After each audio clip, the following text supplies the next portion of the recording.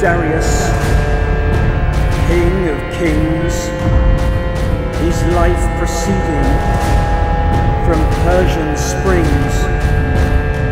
Artaxerxes, a mindful son, brother to Cyrus, the rebellious one. With mother's blessing, the throne was his, but the dying Darius would then insist that Artaxerxes, not undone, would take his place as #1. Indeed, his mother did have a plausible argument, the same one that the elder Xerxes had used on the advice of Demaratus, that she'd given birth to Arsaces when her husband was a private individual, but to Cyrus when he was a king. However, she could not persuade Darius, and the elder of the two was proclaimed king under the new name Artaxerxes, while Cyrus was proclaimed satrap of Lydia and commander of the coastal provinces.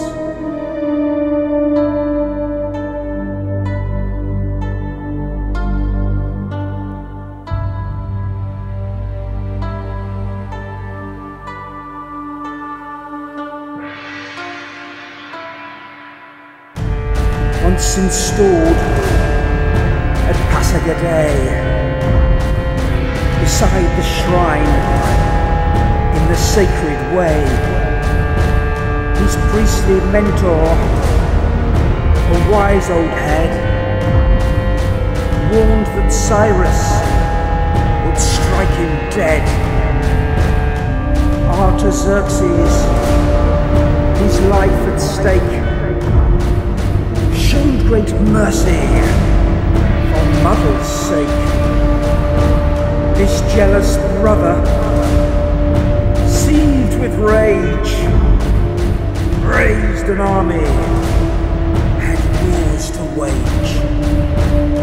Allied with Sparta, to the west of Greece, young Cyrus marched, no thoughts of peace. Artaxerxes, his patience gone, joined the battle, that mighty throng. First, he made a sudden appearance at the head of an army of 900,000 men, all brilliantly arrayed. Then Artaxerxes led his troops forward slowly in silence, causing great surprise among the Greeks at their discipline. In addition, Artaxerxes cleverly drew up the sturdiest of his side chariots opposite the Greeks and in front of his own phalanx, with the aim that by the shock of their charge they would cut open the ranks of the Greeks before hand-to-hand combat actually began.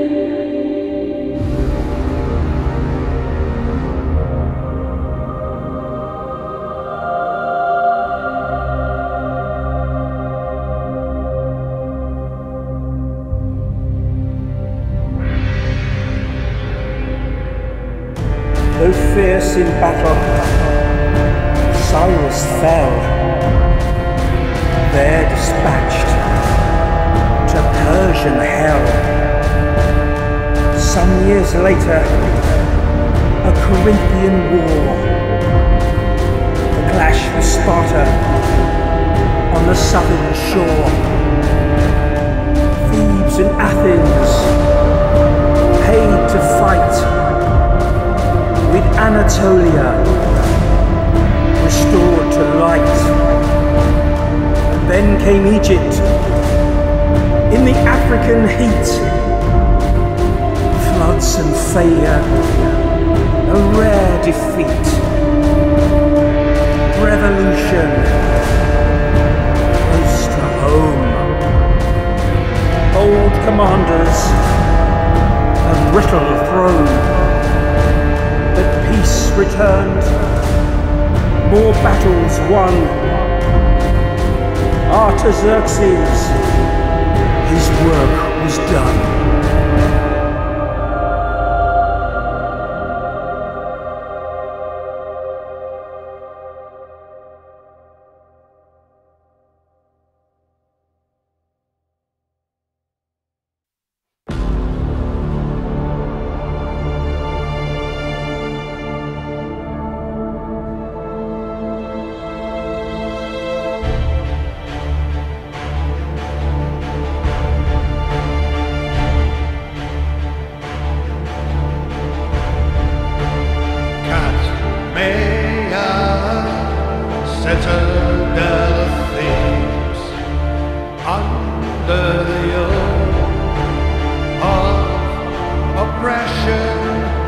You exiled to the city of Athens, yearning to set me your just people free.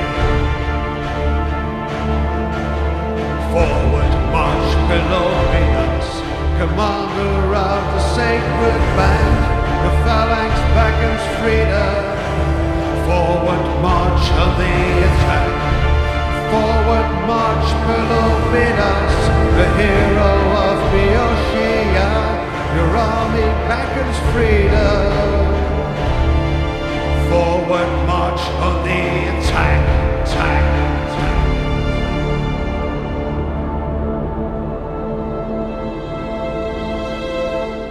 At night before decisive battle, everyone was asleep on the Leuctran plain,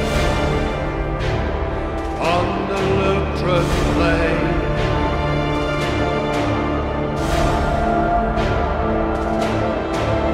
Jungle summoned you to plead to higher authorities.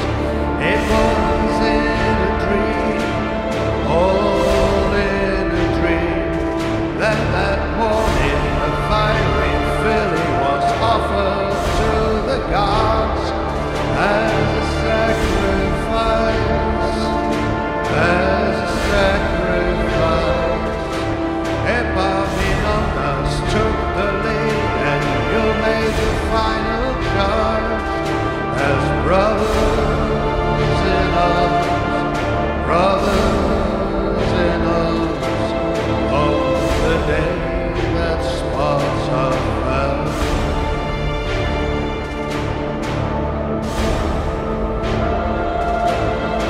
Messenia and Laconia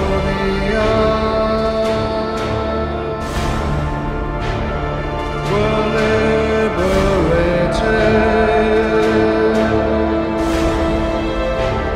and maids in Thessaly. Your wife was worried under a battlement. You went there again and vanquished the tyrant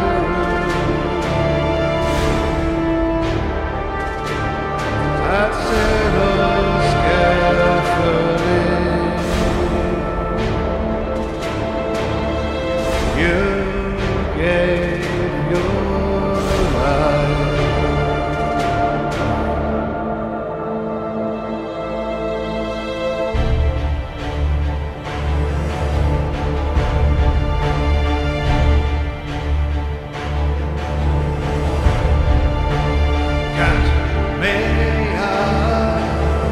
Citadel of things, no more the old of oppression.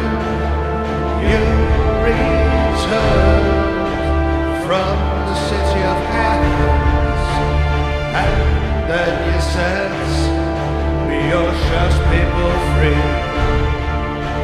Canea, citadel of thieves, no more the old of oppression. You came to aid against the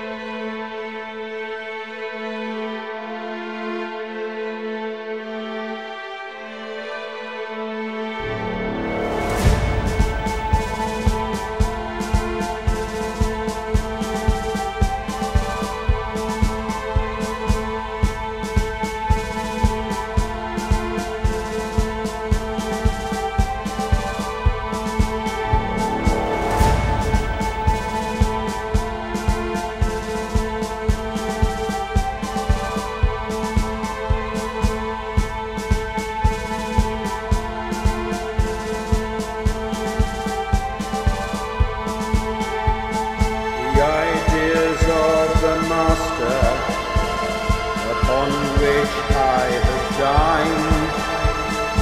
Prosper here in Sicily, with Plato on my mind.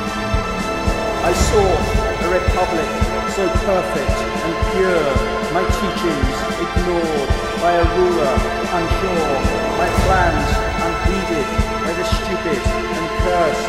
Dionysius the second is not like the first. Democracy now crumbles, it doesn't mean a thing. Bow down to my army, serve the philosopher king.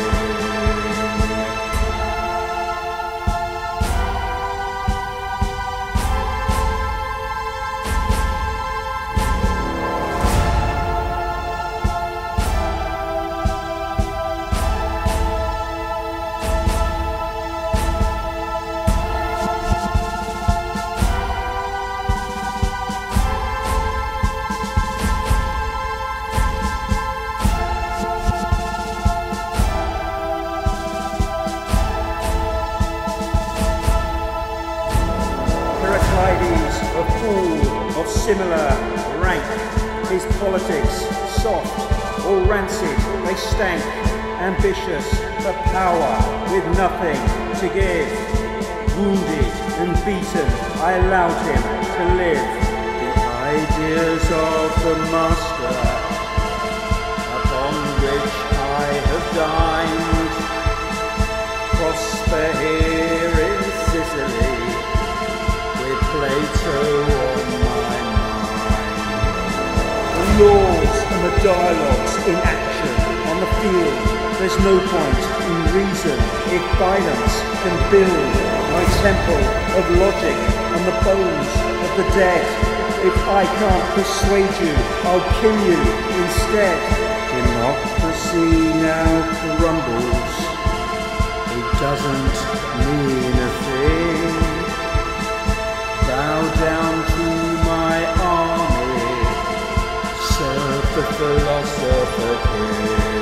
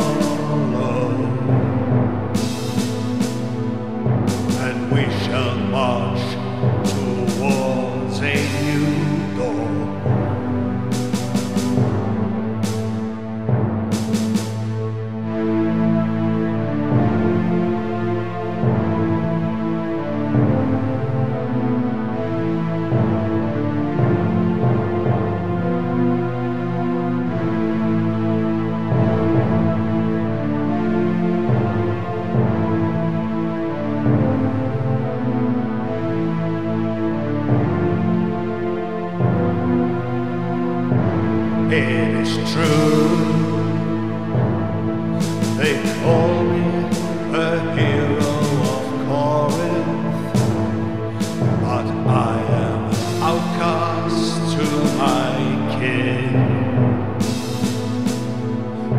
I am a seeker of redemption.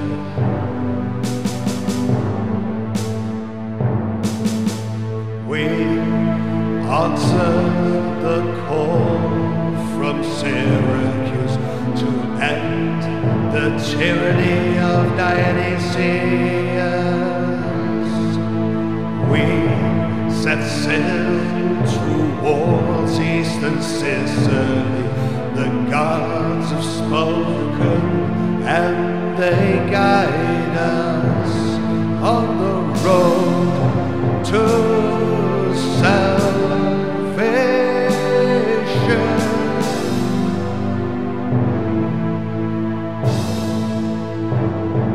On the road to salvation.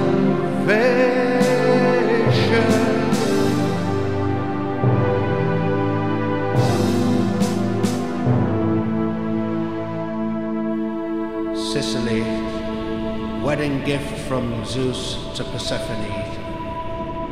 Every return to her mother Demeter marks a new spring.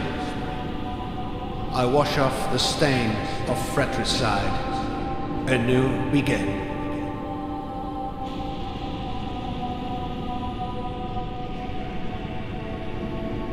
We shall cast out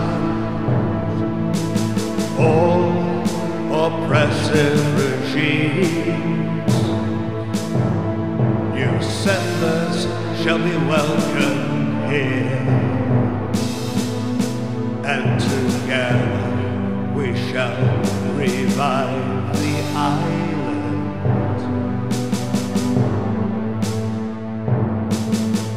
We reinstall the rule of democracy and demolish the old Acropolis, defeated the Carthaginian army in a storm at the river Crimea.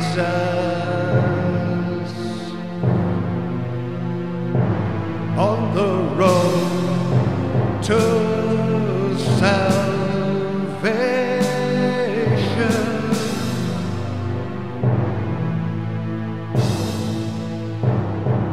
On the road to salvation.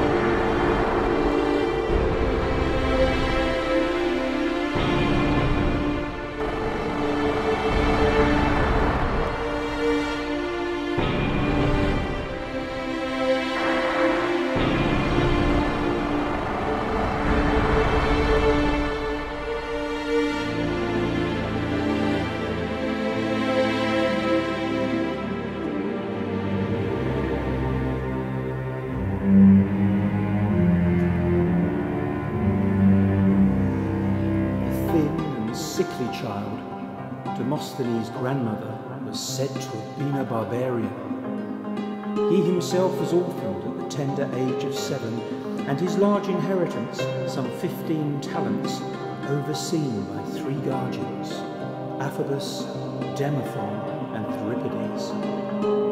The business was woefully mishandled, and the fortune lost, bringing a sudden end to the young Athenians' education. Despite this temporary setback, Demosthenes took a keen interest in public speaking and became an admirer of Callistratus and his remarkable powers of oratory. Once he'd come of age, Demosthenes entered the public assembly and tried to make an impression upon his listeners. His persistent lisp and shortness of breath provoked a great deal of laughter among his detractors, but Demosthenes overcame this handicap by inserting a small pebble into his mouth and becoming the finest of all speakers, compared most favourably to the great Pericles himself.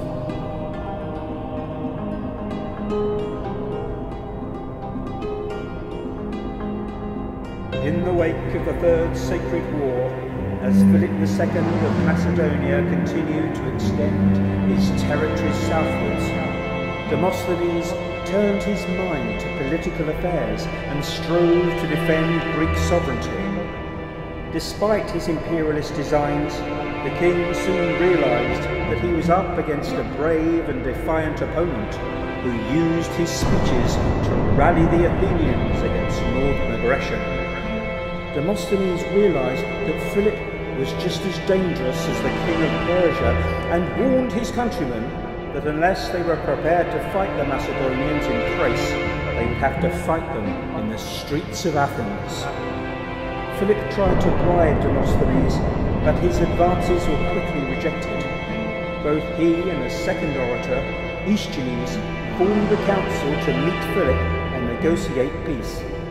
Although Demosthenes wanted a temporary ceasefire, Aeschines was prepared to relinquish Athens altogether, and this led Demosthenes to denounce his counterpart for helping the Macedonian cause.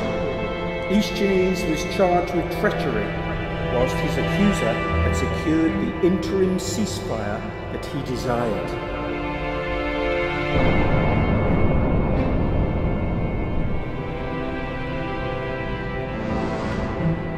Philip soon broke the conditions of the peace treaty and began invading neighbouring Greek states.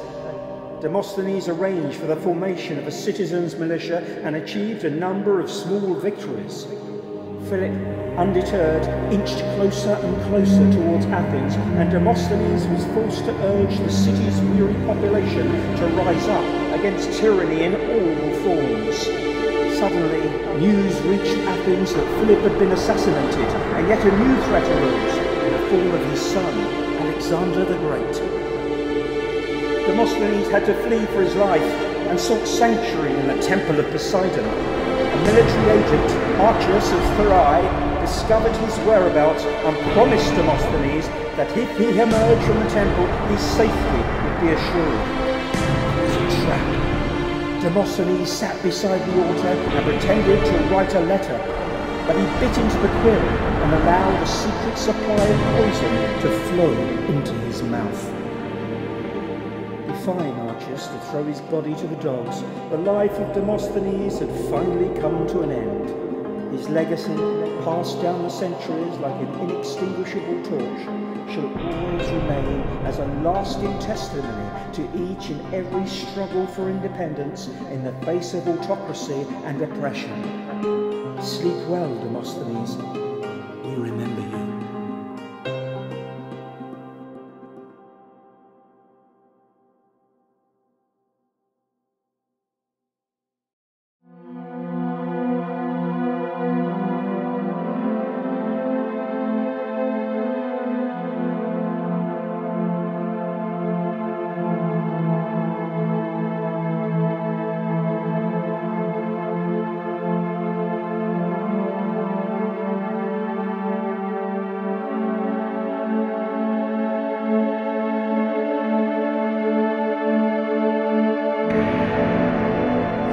Champion of peace, and you never lost heart.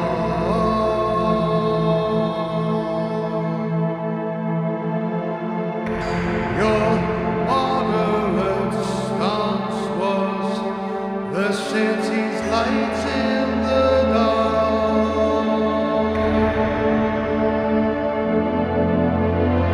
When playtime was all over, in you they would confide.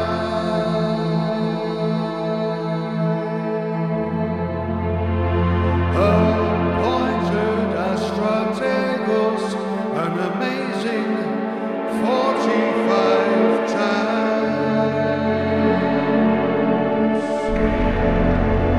clashing with the master knees, a true wizard of words.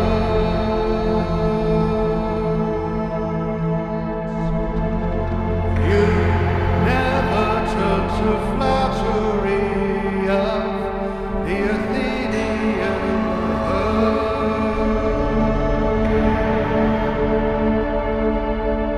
Your fine voice of reason,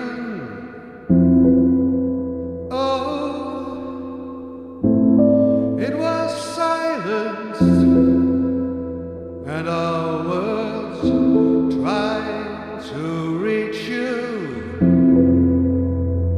all lost in the wind. Your fine voice of reason,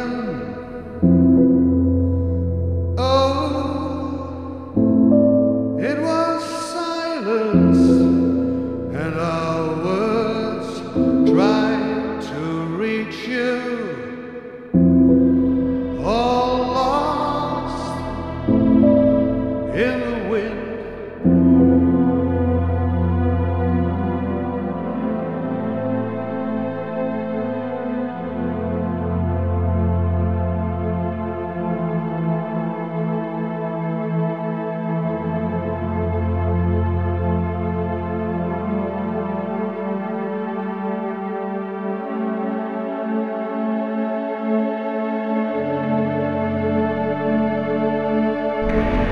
The ascendancy of Macedon is slow down on the field,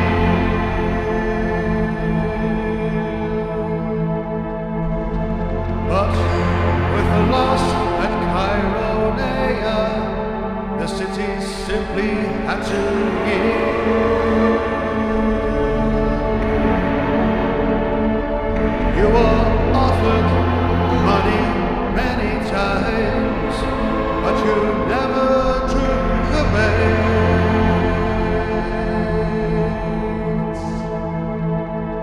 Amidst political maneuvering,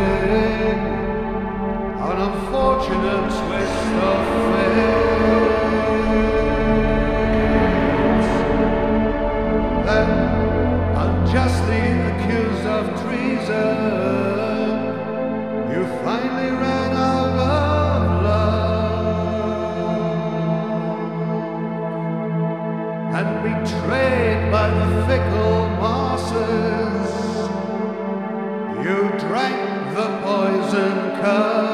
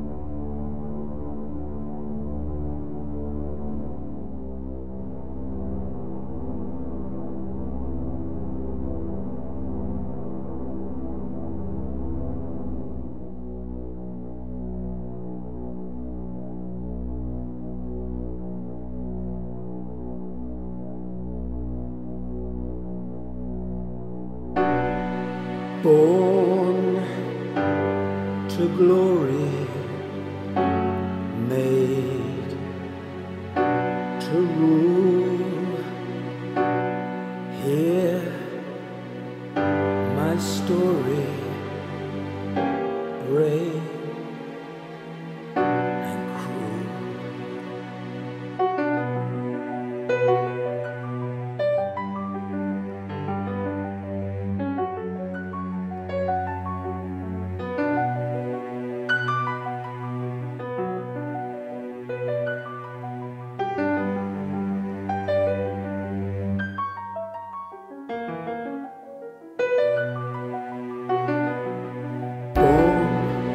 Beneath that summer sunshine, Macedonian royalty, Father built his mighty empire, but it's not enough for me.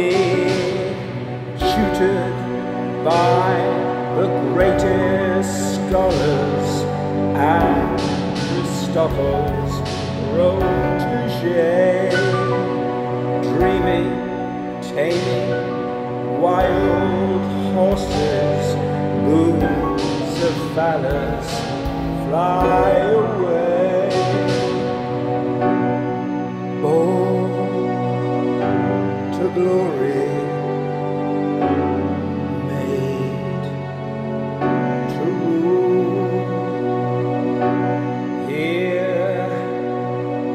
My story, brave and cruel.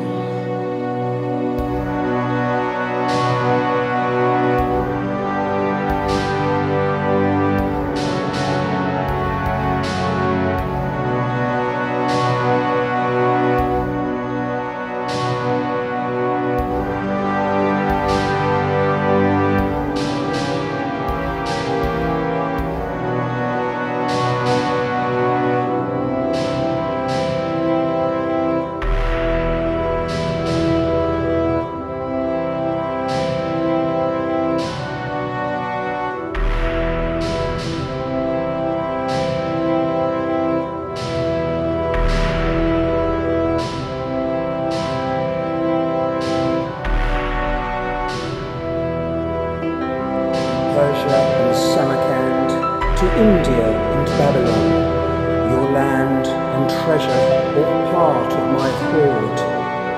The oracle has told me that I am a god, justice served at the end of a sword.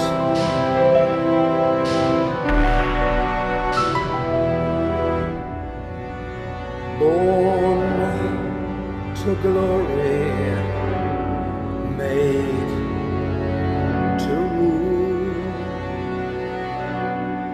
Hear my story, brave and cruel.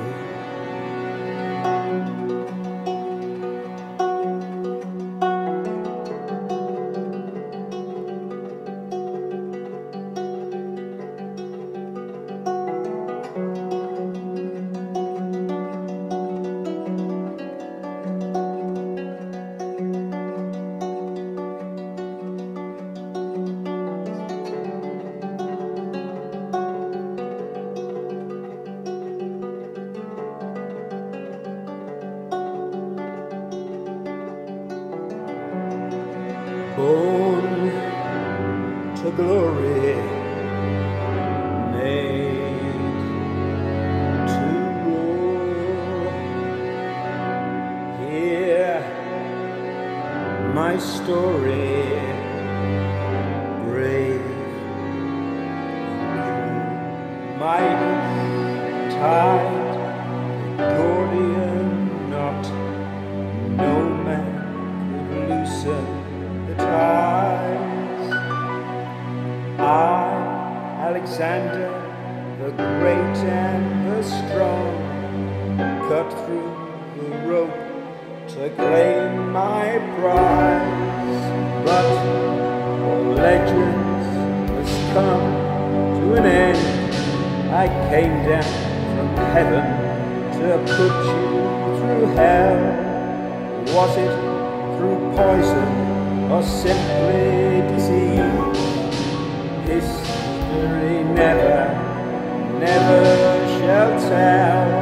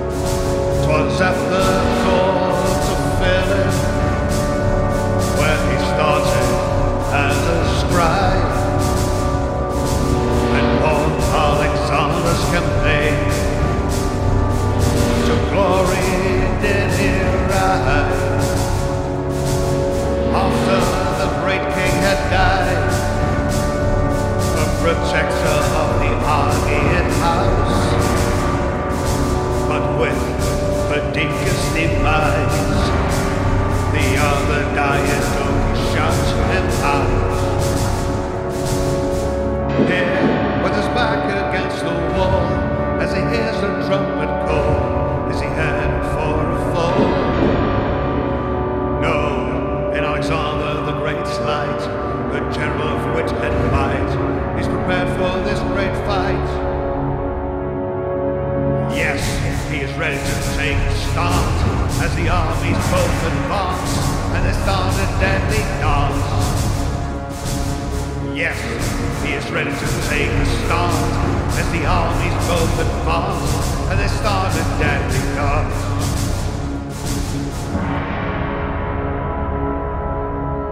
The empire was divided twice, at Babylon, at three paradises.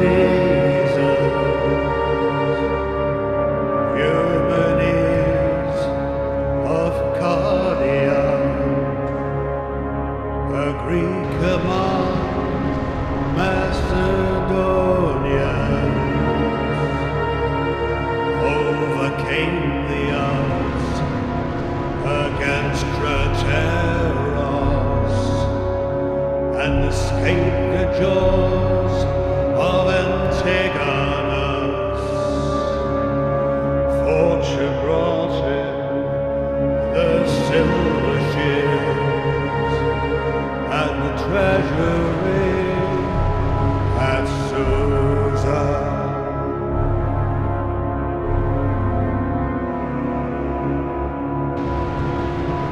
Olympias, royal mother,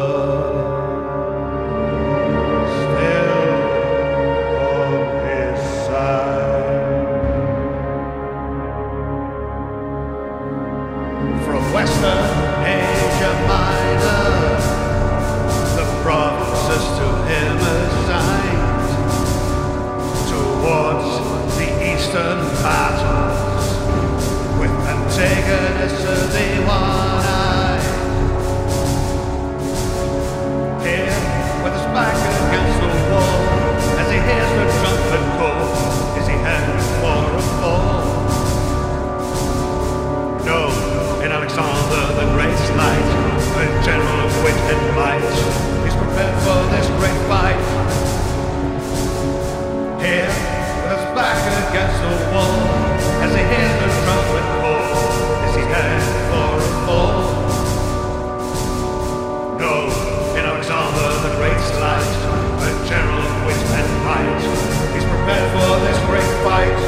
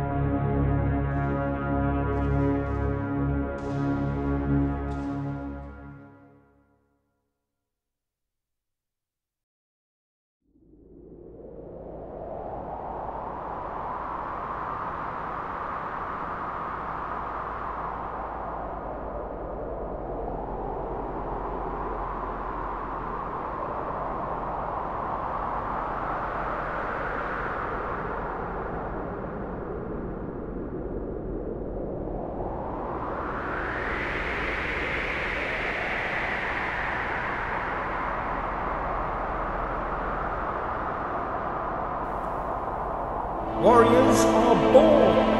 They are not made. I, Demetrius, fought alongside my father in the Second War of the Diadochi and led the cavalry against the Macedonian elite, or Silver Shields.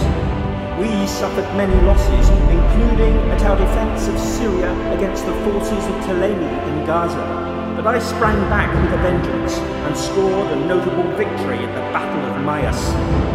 Although I was less fortunate against the Babylonians, I led a fleet of 250 ships against Cassander, king of the Macedonians, and freed the Athenians from bondage. I was greeted as their saviour, but was not about to rest on my laurels. I travelled onwards to Salamis and destroyed the Egyptian navy under Ptolemy, returning to Greece and restoring the Corinthian league. The Athenians, less grateful this time, accused me of licentiousness and pined for Cassander. But if you had seen Damocles, the handsome, most beautiful of young boys, you too would have sought the pleasures of the flesh. However, I suffered great anguish when Damocles resisted my advances at the bathhouse and threw himself into a cauldron of boiling water. As my passion burned, my love burned in turn, and yet the chance of consummation had turned into vapour. It was not merely Damocles I lost, for at the Battle of Ipsus my armies were viciously routed by an alliance of Seleucus, Cassander, and Lysimachus. Even the Athenians rejected me, at least until I overthrew the dictatorship of H.E.R.R and forgave their shortcomings as a man might pet a disobedient hound. My best was yet to come. I took the life of Alexander V, Cassander's son, and took the throne of Macedonia. It was not to last, unfortunately, and the combined forces of Pyrrhus, Ptolemy, and Lysimachus ended my reign just 6 years later. Shut out by the Athenians, I launched an attack on Asia, but famine and disease reduced my army to a mere shadow of its former self, and I was forced to beg Seleucus for help. As those around me rebelled, I was captured by Seleucus on the way to Syria and thrown into jail. My dear son, Antigonus, offered all of his possessions to spare my humiliation. But it was all in vain. I, the besieger of cities, would never see the light of day again.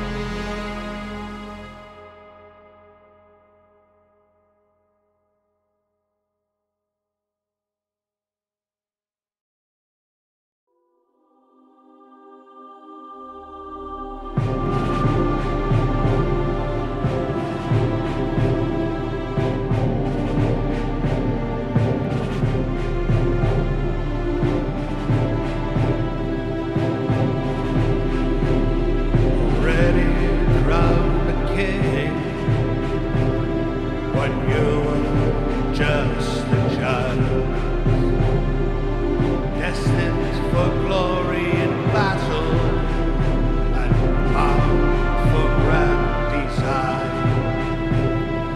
After the dust had cleared against an army of Macedon, who made the vows of the world that the best was yet to come.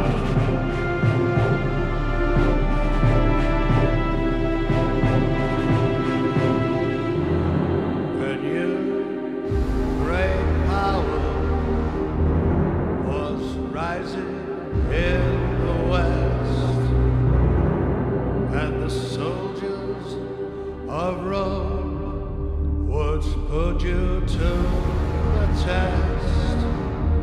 The dreams of conquest to rock you fast asleep, the many spoils you gained but never could keep, no, never could keep.